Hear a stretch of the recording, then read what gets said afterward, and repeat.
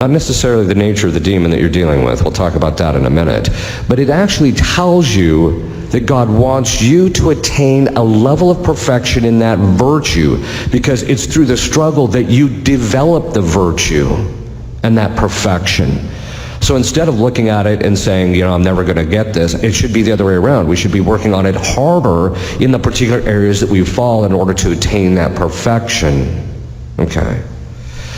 The entrance, then the demons enter into our lives. He allows demons to enter into our lives primarily as an instrument of our sanctification. Even in cases of possession, I will make demons admit. Exorcists do this on a regular basis.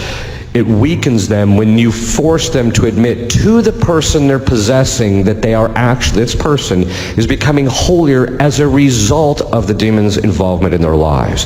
They have to fight against him. They have to constantly make acts of confidence in God. They have to constantly be working towards God. They have to work on their own healing. They have to work on their own perfections, their own virtues, their own vices, etc. constantly, because when they're possessed, there's no swimming freely. You either have to fight your way out or you're going to go down.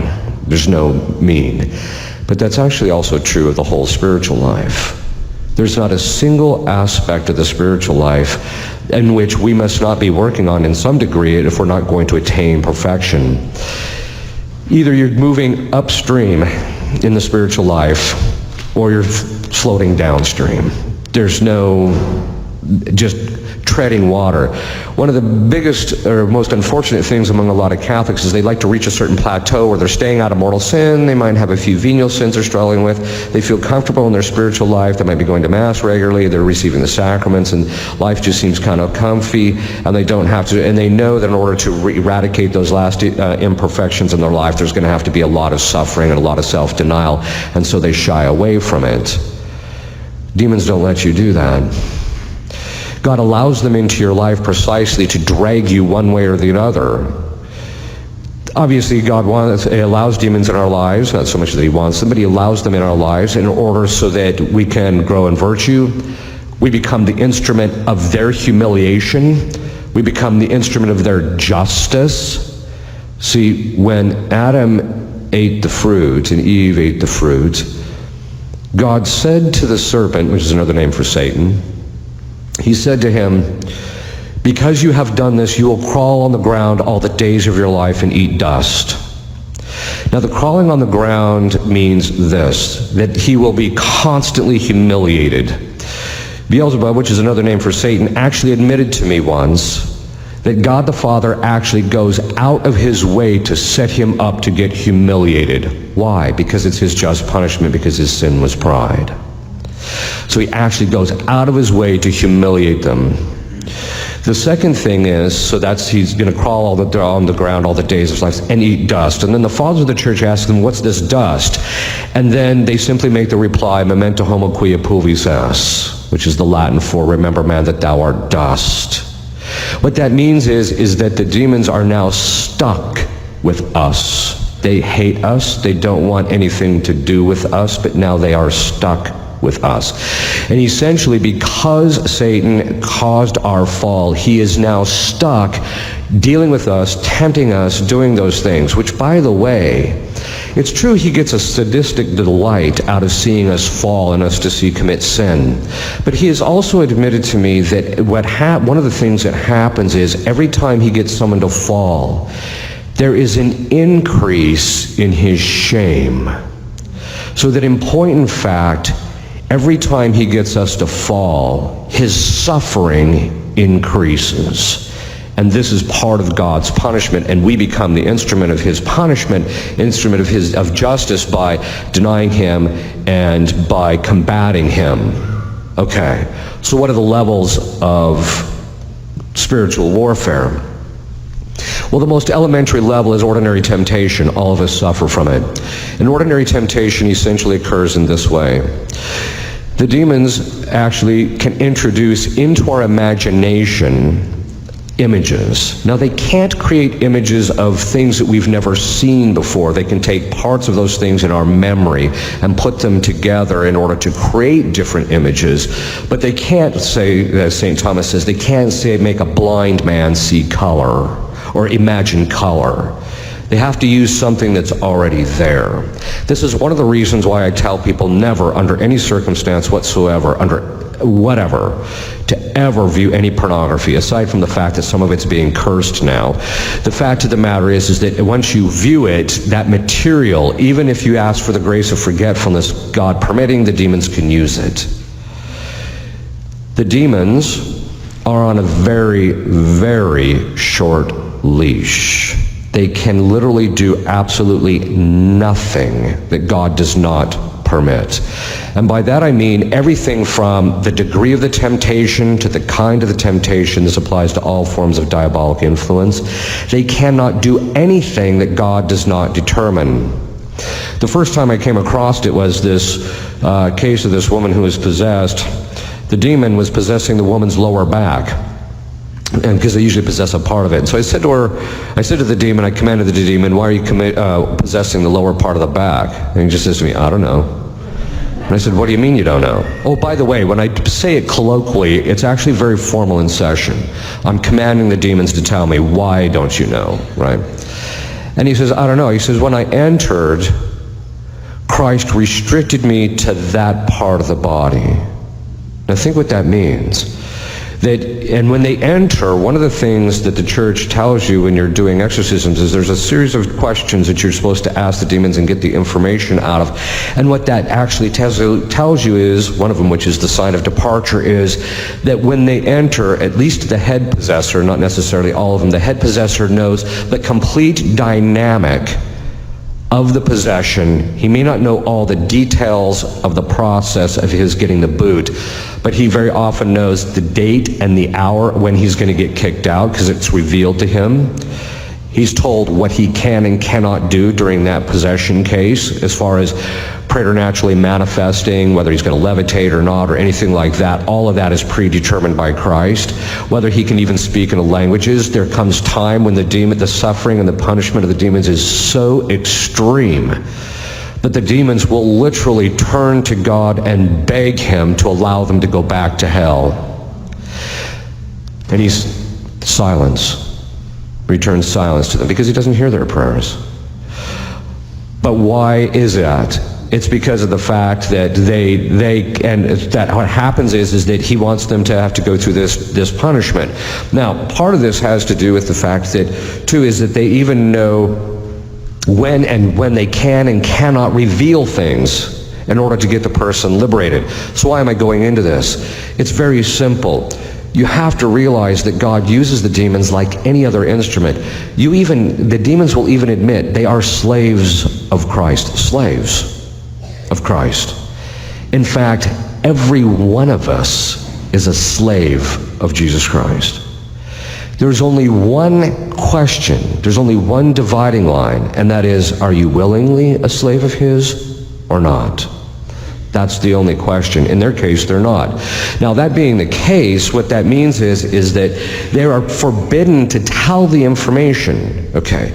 But in our lives, that means that every single aspect of their involvement in our lives is an indication to us from God what he wants us to become purified in, what he wants us to excel in virtue, how he wants us to work out our salvation, what kind of graces he wants us to beg for and achieve, the prayers that he wants us to use in order to that. Why? Because, again, God loves variety. So he uses the demons for that. In temptation, there's a variety of different levels. Temptation can come in very, very subtle forms, even in forms where it appears good. Hey, you should just go mention to so-and-so about, how wonderful you think their grass, how well they've done with their grass this year. You walk over, you say to the person, you did such a wonderful job with your grass this year, and the next thing you know, the guy's biting your head off. And you're like, where did that come from? Right? And the reason being is because why? Because his wife was just chewing him out because he spent too much time on his grass. Right? Okay, so what does this mean? It means the demons can be permitted in spiritual warfare to suggest even good things to good people to cause damage. This is one of the reasons why the saints talk about the gift of the Holy Spirit of counsel. The gift of the Holy Spirit of counsel is the gift by which we know what to do and what not to do in spiritual warfare, among other things. And so that's one of the things to ask for, is the gift of counsel. But it also means that there has to be a certain humility on our part to realize that, look, sometimes you're just going to be used as the dope in this particular situation, and you just have to have a certain level of humility to realize that demons can put even good ideas in your head. They can very often start out very subtly. In fact, Beelzebub's tendency of temptation, his structure of temptation is identical to his nature. How he manifests in possession is identical to his temptation. He starts out subtly, he ramps it up, he then opens it up widely. So usually a person will, in the temptation process, they'll start thinking about something that's innocuous. Before the next thing you know, he suggests the turn to something impure because he's the demon of impurity. And then what he's looking for, which is the same thing he's looking for in the session, once he comes out strong and boldly, he's looking for your reaction of fear. And the reason being is because when we're afraid, St. Thomas says, our mind is focused on the object of fear, and we ruminate about it in order to try and figure out how to get out from underneath it. And so what he does is he just suggests something, especially to men of sensitive conscience. Once the impure thought is then suggested, they react in fear, like I could fall here, and that's the hold that he has. Rather than it having the person immediately turning to God or to Our Lady and saying, I have perfect confidence in you. So these subtle things, that's how they can start out very subtly. So the very lowest levels are subtle forms of temptation. And then they can actually work up through it. But diabolic warfare is not just in relationship to temptation. I'm going to go through the higher levels, but we're going to talk about how it applies to us in our own particular lives. The next level is dolor, which is not going to apply to us. That's when they attack the saints physically. It doesn't apply to us. If it does, come see me, because you'd be the only case I've ever authentically seen of it. I've read about them, but I've never seen them. All right. Then the next level is oppression.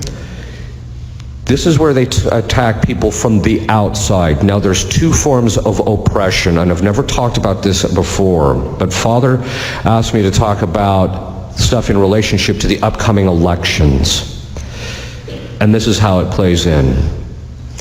This next level of diabolic influence or spiritual warfare, oppression, is where the demons attack you from the outside. This is when they attack your relationships, your finances, they attack your property, sometimes your health, things of that sort.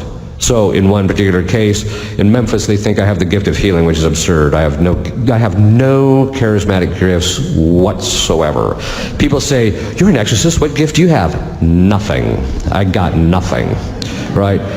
And I'm serious. I've walked into complete and fully infested houses. I'm like, oh, nope, looks good to me, right? Okay. So, and then I prayed, and then of course things happened. But the point being is that I have no sensitivities in that regard. So that being said, so they brought this man who had 4th stage pancreatic cancer to me, and they said, would you be willing to pray over him? And I said, sure. Now, I don't have the gift of healing, but I did a minor exorcism over him. A week later, he was cancer-free. A year later, they brought him back. He had some other weird illness, so I prayed over him. That was gone a week later. And so I finally told him, you're under some kind of a curse. This is a form of oppression, right? So there's curses, which is a kind of a higher form of oppression, but there's kind of curses. And the curses are basically designed to influence people in the negative. But the oppression can be in a variety of different ways. Now, there's a twofold distinction in relationship to oppression. There's indirect oppression, and there's direct oppression. Direct oppression is when they actually attack your particular life. They attack you, your health, your relationships, your finances, how things are operating within your home, etc. So they attack you directly. But then there's a certain level of spiritual warfare that all of us deal with, where we have to deal with the indirect fallout from oppression. This is when things like politicians and things like that, who are under the influence of the diabolic, who do essentially evil things. Let's cut to the chase. We are not living in a political atmosphere where there are differences of ideas. We are living in a political atmosphere where it's good on one side and evil on another. It's not a matter of differences of ideas. The ideas that they throw out are just to promote their evil. It's that simple. If you cut to the chase of it and get down to the bottom of it, there's certain people that are just nefarious. They're just doing evil things. And how do you know this? Every single thing they do maximizes damage within the context of what they're able to do. This is the type of thing that actually ends up affecting us. It is not rocket science. In fact, it's stuff that you can actually read about right on the internet, that there are actual politicians, international politicians, and even some in this country who are actually involved in Satanism and witchcraft. It's not rocket science. And you can tell it by the stuff that they do. Okay, I'm not going to name names. I can see it now. It'll be all over the newspapers. But the point being is that we have to recognize that this indirect oppression that we suffer is when other people do evil things to get demons involved in culture, in society, in the church. It's not a rocket science to see that there's a fundamental problem with evil in the church right now. When you have bishops and cardinals coming out saying that it should be okay for two men to enter into some type of civil contract with each other, there is something fundamentally wrong and evil that's going on in the church. Okay. That being said, these are the things that we have to suffer. We're all suffering indirectly this spiritual warfare that's occurring at that level. It's very intense. Some of the most intense places of spiritual warfare that we end up having to deal with, and this is, again, sometimes it's in the parish, at the upper levels of the parish, sometimes the priest gets attacked. It's at the diocesan levels. The vitriol, the absolute hatred that demons have for bishops, when you see them talking about bishops in possession cases, the hatred they have for them is palatable. You can literally see the hatred they have for them. At the level of the Vatican, it's all where the warfare, we're all suffering from this warfare that's going on at that level, and that's a form of indirect oppression. What we have to recognize, of course, is that the church is indefectible. Christ said the gates of hell will not prevail against it. It doesn't mean that that members can't become really sinful. It doesn't mean that we can't have a Holy Father spouting things that are very odd and strange and even contrary to the faith, because the church itself has said it's only under these conditions that we know that he is infallible and is going to tell us what we know to be the truth, necessarily. It doesn't mean we ignore him, etc. It just means that we have to have a clear understanding of our faith, and that's a very important point. One of the principal ways to combat in spiritual warfare is you have to know your faith.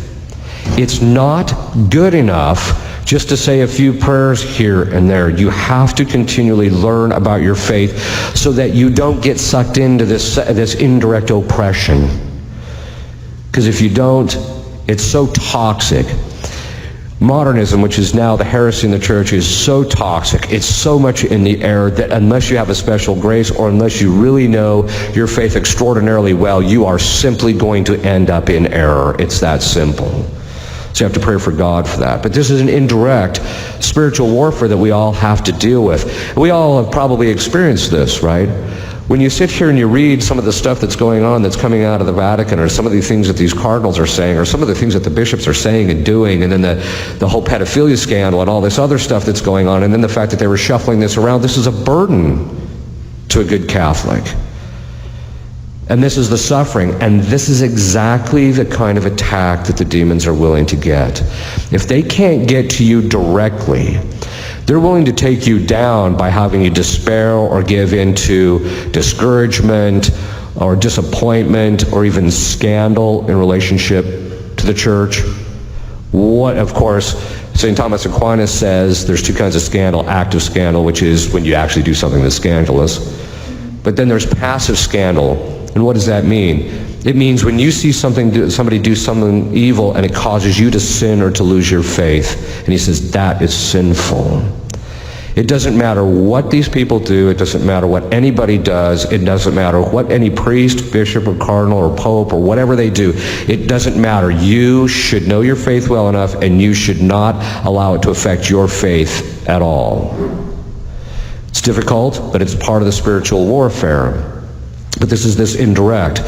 We also suffer it indirectly in relationship to politics. This is one of the reasons why we, as part of spiritual warfare, you have an obligation to vote. The church has reiterated the fact that John Paul II himself even said in one of his documents, each citizen, if they have the right to vote, has an obligation to vote in order to secure the common good for the society. And it's a negligence to do so. It's a sin. You have an obligation to get out there and do this. Because why? Because we have an obligation, as Leo XIII said, and as Pius XI said, and of all the saints have said, especially the popes in the last 150 years, that we have an obligation to establish the kingship of Christ even in the secular sphere. Even in the secular sphere. And that means as citizens of this country, we have an obligation to go and vote for those people who are going to uphold life, that is the values of the church, uphold life, protect the common good, make sure that the primary thing, and this is an interesting thing, one of the brainchilds of Freemasonry is communism. And communism, and we know that Freemasonry is diabolic from the top to the bottom. In fact, one demon even admitted to me that the name of every single level of Freemasonry is named after a particular demon. We also know at the very top levels it's actually Luciferian. It's not satanic. Satanic, it means that you actually worship Satan, but it's Luciferian, which means you become your own god. So we know that at the top it's Luciferian. But in the communism, one of the triumphs of communism, one of the ways that communism has spread its errors, as Our Lady said at Fatima, is that everybody thinks that the most important thing in an election is the economy. No, it's not. The most important thing in any election is the spiritual and moral welfare of the citizenry. That's the most important thing in an election. The fact that we tend to think it's all about, that the primary thing is about the economy, is the economy stupid? No, actually you're stupid thinking it's about the economy. It really should be about, because why? The only reason that St. Thomas says, he says in his work on De Regimini Principiis, he says, the reason that you have to promote a good economy is so that the citizens can develop virtue. That's what it's there for. But one of the ways that we're dealing with this indirectly, and this is why we have to part of our spiritual warfare, one of the lower levels is just doing our part to help culture, to help the politics, to help the society in relationship to how we vote and what we do, etc., what we support, etc. Those are the things that we must do in order to combat the diabolic influence. And that's just all at the level of oppression. Then there's diabolic obsession. Diabolic obsession is when they actually attack the person psychologically. That is, by besieging their imagination to such a degree that the person cannot think outside the box. That is, they cannot think outside of fear or lust or anger or things of this sort. And how do you tell that between that and something that's psychological? When it's psychological, it's pretty consistent because it's a habit, right? So it's an intellectual vice, which is basically what mental illness is. It's an intellectual vice, unless it's caused by an organic cause, something psychiatric, but it's very consistent, and it's set on or off by external stimulus. Somebody says something mean to you, and then you react in anger. That's psychological. Whereas when it's diabolic obsession, just switches on and switches off, and there's no external stimulus that indicates that it's there. One of the ways that you can notice it is in people is they go to confession, and all of a sudden it's gone. It seems it so. And then after 3 or 4 days or more, it sets back in. And this can be about any kind of particular sin. In relationship to that, so there's some people are allowed. Why does God allow them into their lives? Sometimes it is actually, as I mentioned, it's obviously because he wants them to become holier through the process. St. Alphonsus Liguori said in one of his works, He said this business of everybody thinking that God is always going to give them a grace all the time, even at their deathbed, is absurd. In fact, what he says is that there's a certain number of mortal sins that God preordains that once that person reaches that point, he's going to pull the plug on the grace. And the person's just not going to be able to combat the diabolic. But that doesn't mean, of course, and how do we know this to be true? We know this to be true because there's the traditional church practice of praying for final perseverance and final penitence. If God always gave us a grace, even at our deathbed, all the time, to every single individual, why did the church ever start that devotion? It wouldn't make any sense, right? But so why am I going into this? The reason I'm going into this is that God will allow demons into people's lives sometimes to punish them. It's not too common. And usually it's because the person has made the decision that they are not going to get their act together. I'm not going to change. Therefore, I want this sin. I want this to happen. And so God will allow the demon into their life to afflict them, to show them what the true punishment is. He's literally giving them what is the product of their sin. What most people don't realize is that the proper effect of every mortal sin, the proper effect of every mortal sin is possession. So then people ask, well, wait a minute. Even I have said that the number of people that are possessed, so we usually vet somewhere between 600 and 800 people a year, the society that I'm in, for diabolic influence. And out of that 600 to 800, only 3 on average, 2 or 3 a year are possessed. So you're talking about a very much less than 0.5%. So, but all these people are committing mortal sins today. You see that in the culture. And so why isn't it that so many people are possessed? Because it's very simple. It goes back to the principle. God controls the demons, not us.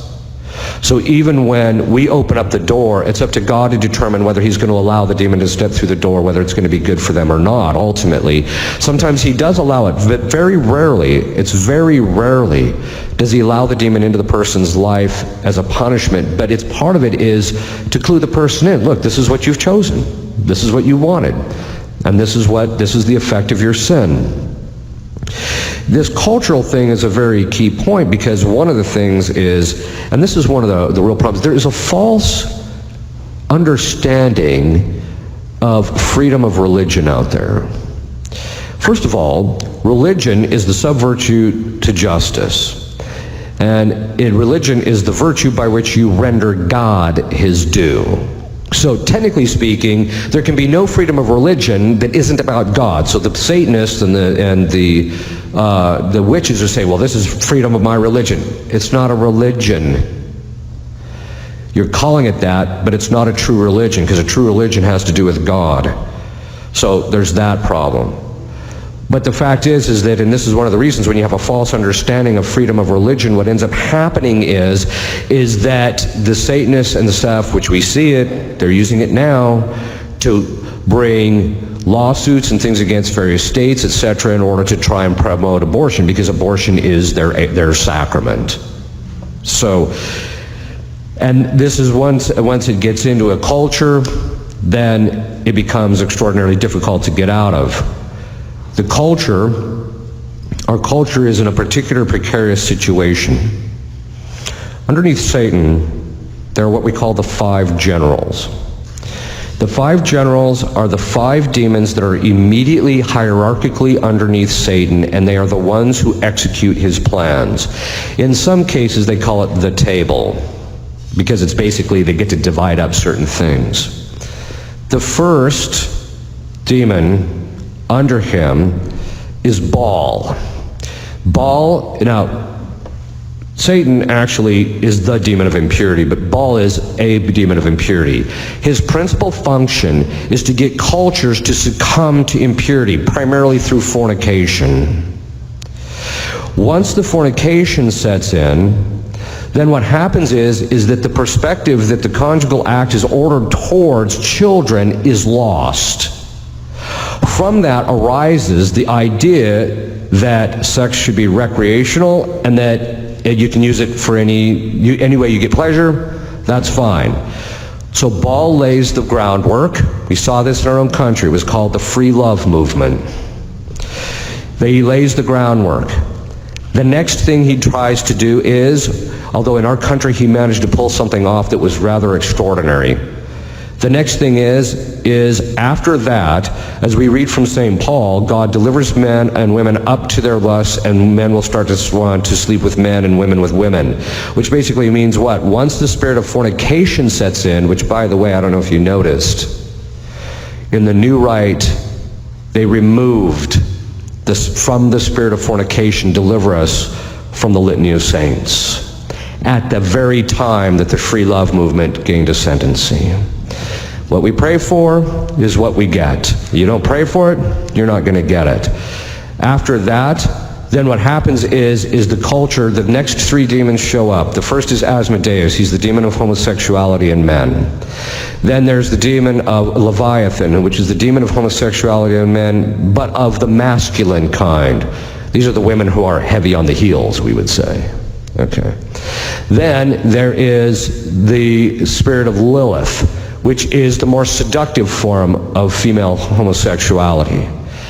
After those have gained ascendancy in a culture, which by the way, if you look at the cultures, every single culture is pushed in this direction.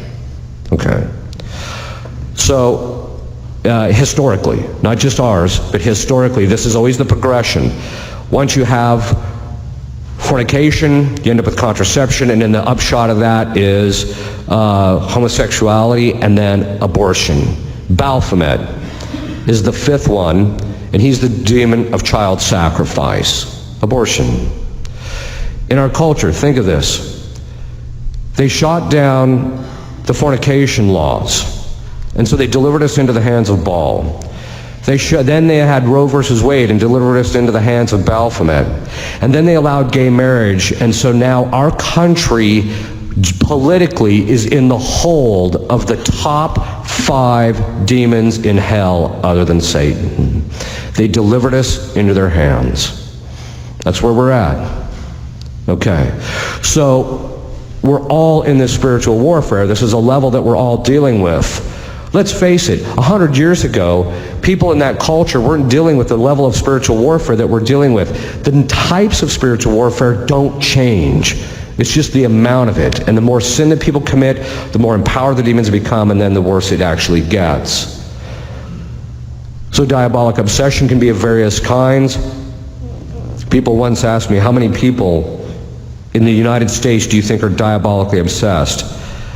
And I said, if I had to estimate the adult population, I would say 25% roughly. 2 weeks later after I said that, they actually came out with a statistic that kids between the ages of 18 and 25, 22% of them either have or are currently seeing a psychologist. Then there's diabolic possession, which is rare. It's very rare, as I mentioned. It's less than 0.5% of those people who even show up to us. But possession is becoming more and more of a problem.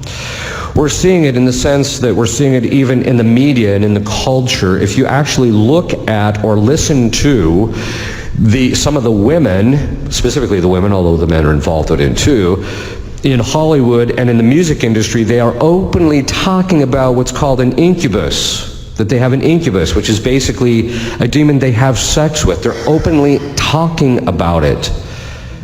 And many of these women are actually possessed. You see it by their psychological patterns, because the psychological patterns are very distinct between possession, diabolic influence, and things like psychosis and things of that sort. They have very distinct, even though to the untrained eye they look the same, they're very distinct.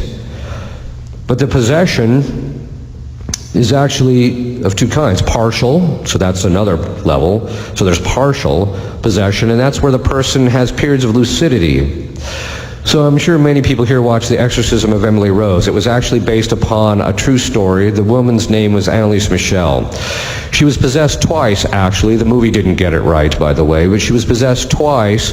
First in 1967, and then she was liberated about, if I remember right, about 1970, 69 or 70. She was liberated. 3 months later, Our Lady appeared to her and said, "Would you allow the possession again so that many would come to knowledge of it?" And she said yes. She became possessed again. She ended up dying from it because the demons shut down her ability to eat, which they can do, God permitting. But during her periods of lucidity, she would spend hours in front of the Blessed Sacrament making reparation and praying for the clergy in Germany, because at the time, this is from 1970 roughly until 1972, the German priests were going off the rails at that time. She offered up her possession, all the pain and the suffering that she went through, because when demons manifest, sometimes a person just blacks out, but sometimes the person feels every single thing that the demon is feeling or going through or experiencing, and so it's literally like going through a torture session. That's one of the reasons why it's hard to keep them on focus or on track. But she offered all of that up for the clergy at the time.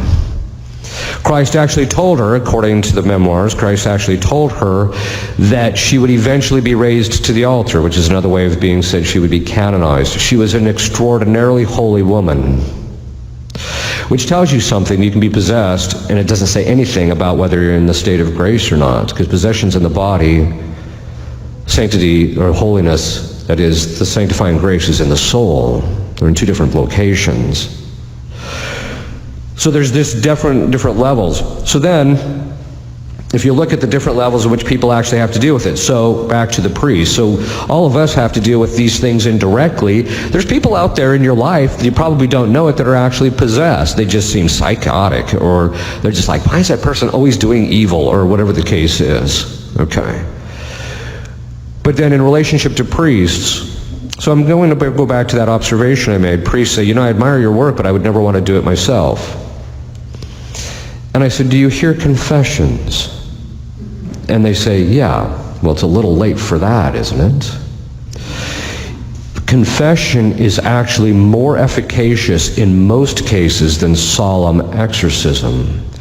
If someone has an unconfessed sin and they're actually possessed, if once they go to confession, the legal hold, okay, let's back up what that means. The legal hold the demon has on them is broken. That means this: every time you commit a sin, or every time you make a choice, you either bind yourself to God through the choice of the good, or you bind yourself to the demons in evil. The term absolution, absolvere in Latin, literally means to dissolve or untie, or to remove the bond of justice, because in justice you've taken yourself out from underneath God and placed yourself underneath Satan through your sin, and as a result of that you're connected to this guy now. And so when you go to confession, it breaks that tie, that absolution, that you're no longer bound to your sin or the effects of sin. This brings up a very important topic. So let me finish this one though. So priests, I tell priests, look, if you're hearing confessions, you're already doing minor exorcisms and you don't even know it. And a lot of times they'll come in and people will go to confession and all of a sudden it breaks.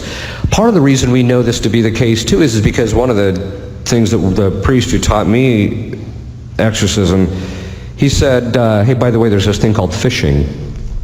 And I'm a fly fisherman, so I got quite interested.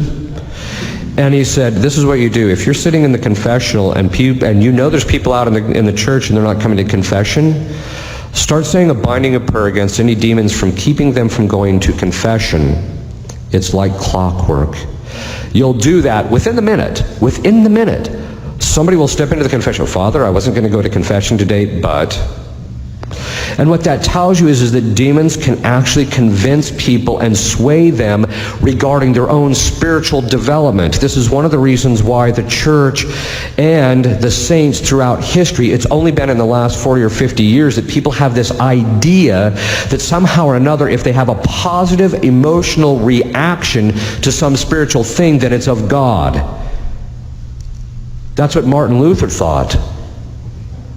In fact, he actually made it the criteria just at the time when God sent St. Teresa of Avila and John of the Cross to the church, who completely departed from that and said the emotions cannot be trusted. Why? Because the demons have access to them. They can cause the emotions. And I've seen it. They can cause positive emotions in relationship to certain pious practices, but they can also block them as well. So you can't follow your emotions. They can't be trusted. You have to follow reason enlightened by faith. That's what we should be following. So one time when this one woman who was possessed said, well, I just feel like, I said, wait a minute, let me get this straight. You know the demons have control over your emotions and you're basing your decision off your emotions? Which is a real big problem, because in possession work, you're constantly trying to get the psychological separation between the person who's possessed and the demon, because the demon's gotten into them psychologically and is messing with them, and you got to get that psychological separation, because if you don't, the demon can hide behind that and you can't get anywhere. Okay. So I tell the priests, if you hear confessions, you're absolving people of that tie that they have to these demons, and it breaks the hold that the demons have on them. And as a result of that, the demon is going to retaliate against you. This is why even good priests sometimes will just go through these periods where they're being attacked, assaulted internally in relationship to it. As an exorcist, the only difference probably between me and most priests who are unwilling to get involved in this area, which, by the way, if a priest wants to get involved, I'm not so sure. Most good exorcists are the ones who got drug into it kicking and screaming. But the difference is this. It's a boxing ring. It's a boxing ring in several ways. One, it's warfare. You're going to take a beating. Every one of us is in the boxing ring. Every one of us is going to take a beating in some way or another from demons. There's going to be some suffering. There's going to be something that they're going to do to us. It's just the nature of our existence after the fall, but it's also our opportunity for raising our place in heaven. So the difference is that I realized, okay, taking your beating is just part of the process. Right? You just have to be willing to take your beating and fight this thing, and you know you're going to get attacked, and you just have to be willing to suffer through it and be willing to go through that. So the key thing is that willingness to suffer. And that's the thing that demons don't want you to master. They will use every form of fear possible to keep you from being willing to suffer. Because if you're willing to suffer, there is nothing in your spiritual life that you cannot obtain. But if you are unwilling to overcome that fear of suffering, that horror of suffering, as they used to call it in the catechisms, the horror of suffering, if you're unwilling to overcome that, you will never reach the heights of perfection. So you're in the boxing ring, you know you're going to take your beating, you might as well just man up and deal with it. And that's the real issue, is that priests have to realize that the minute they're ordained, the target's on their back, and they're going to be taking the beating.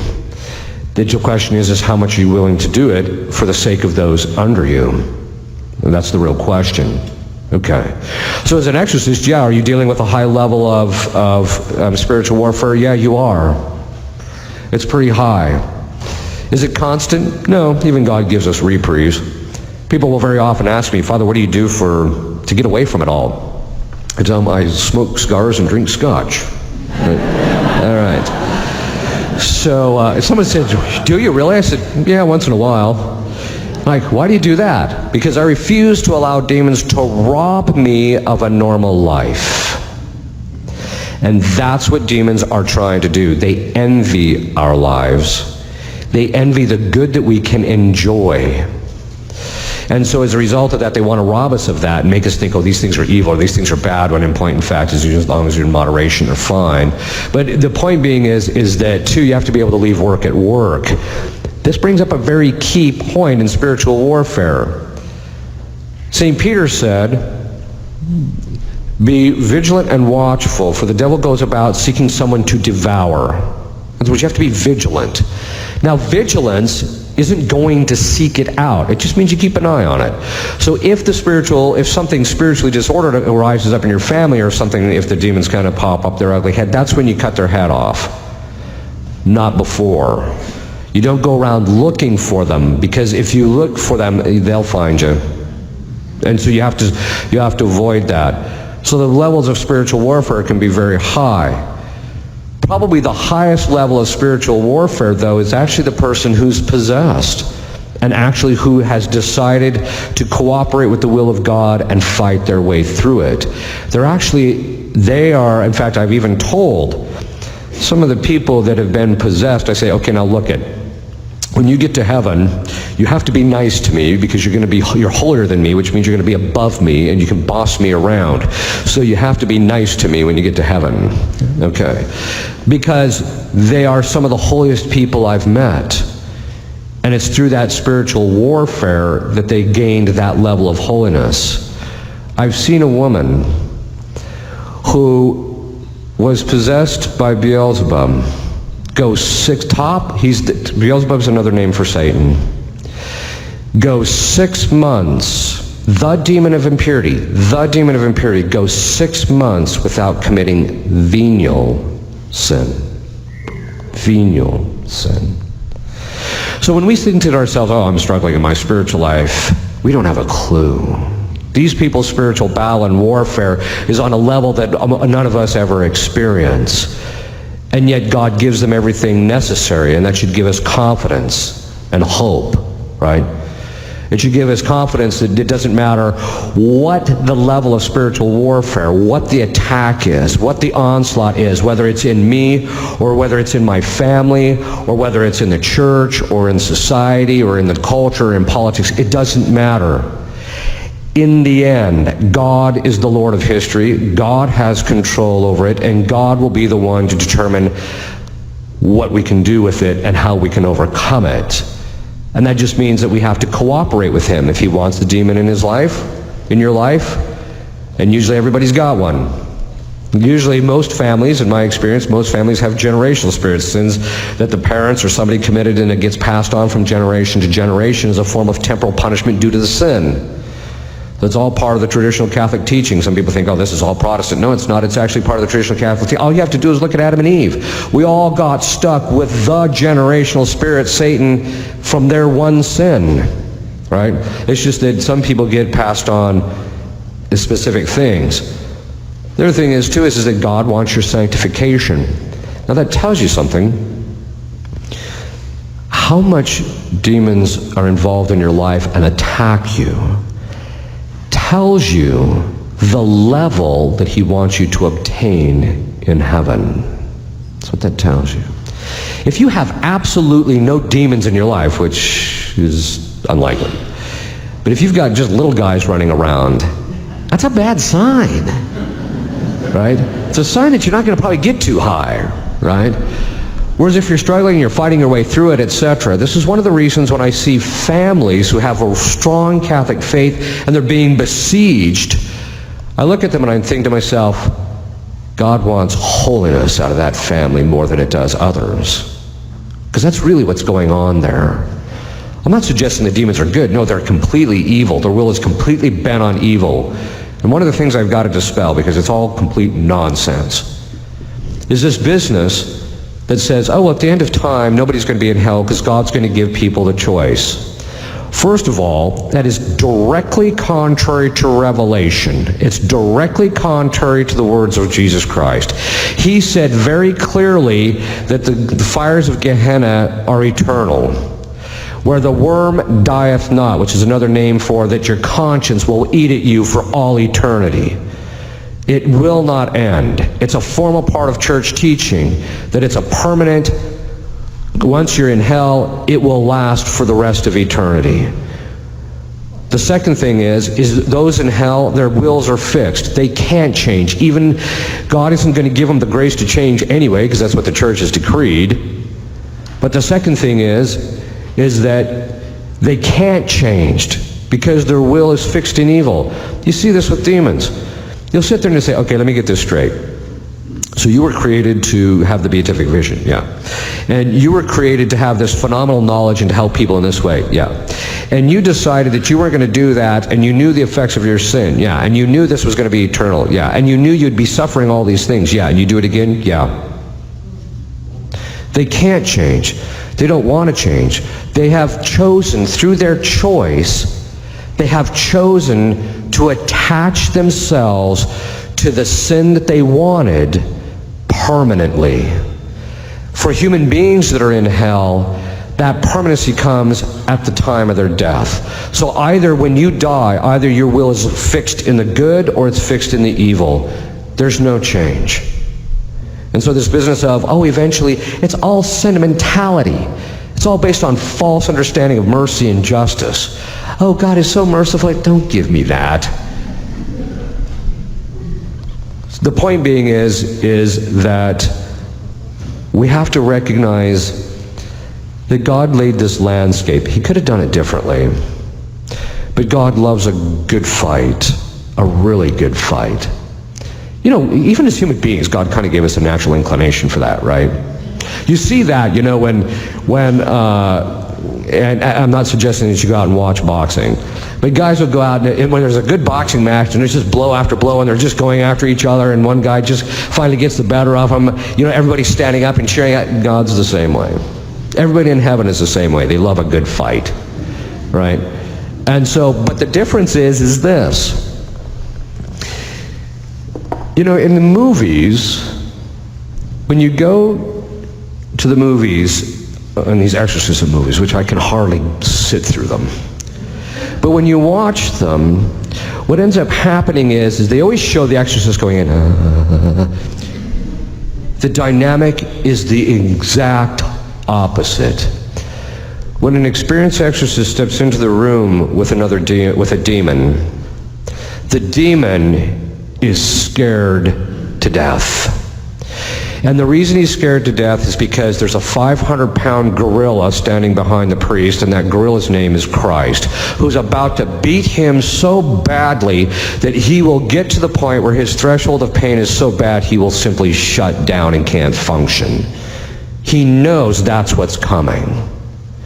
He knows it's going to go badly. He knows he's going to get humiliated. He knows he's going to have to do and say things that when he gets back in hell, he's going to get ridiculed over. He knows all that, so he's scared to death. But that should give us the courage to recognize that when it comes to our own spiritual battles, Christ is standing behind us as long as we are standing with him.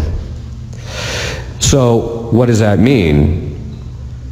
Christ actually said to the apostles, actually it was the disciples, when they came back, they said to him, they were all joyful, and they said that even the demons obeyed us in your name. And he said to them, he said, count not the fact that the demons were subject to you. Don't be glad for that reason. Be glad rather that your names are written in heaven. What does that mean? It means that the more intense the person's spiritual warfare is in their life, it's actually a greater sign of predestination if they cooperate with Christ through that process. But then Christ also said, count yourself as useless instruments. Useless. I can't tell you how many times demons will say in session, you can't make me do this. No, I cannot. One time during one of my conferences, someone asked me, how many people have you liberated? I said, none. I haven't liberated anybody. Now, Christ liberated lots of people in my presence, but I haven't liberated anyone because I don't have the power to liberate anybody. Only Jesus Christ acting through me, through the exorcist, or through you, can he liberate you or people in your